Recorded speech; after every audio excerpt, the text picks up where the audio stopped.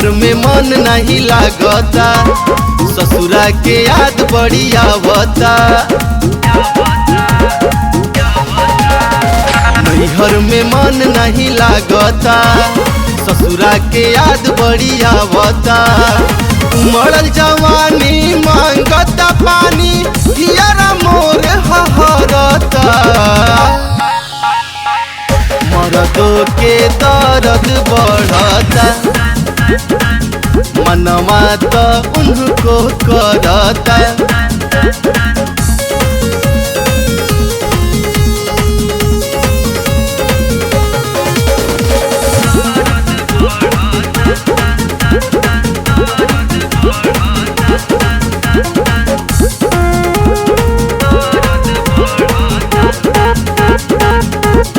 होने पा मन नहीं भरे, दूरी औरी अखरे आके ले जाओ, ले जाओ। हमारे सोना ऐसन देह खोजे, सैया के सने मोर करे जाओ, करे जाओ। कमकत दहिया जाई मुहा कहिया, इहो पहाड़ा पढ़ता। मरदो के दर्द बढ़ता,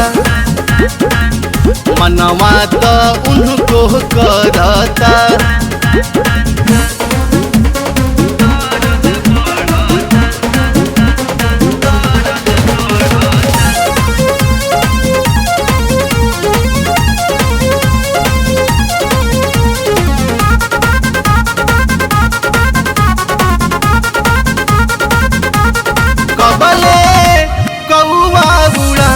छत पर मन बहलाई, हम अकेले हो,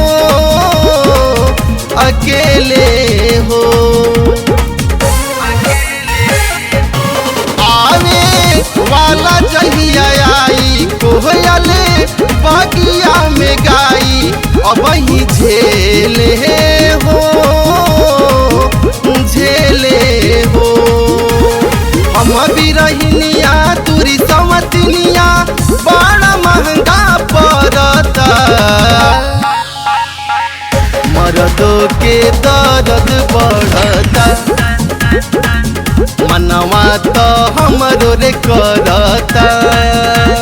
नैहर में मन नहीं लागता, ससुरा के याद बड़ी आवता।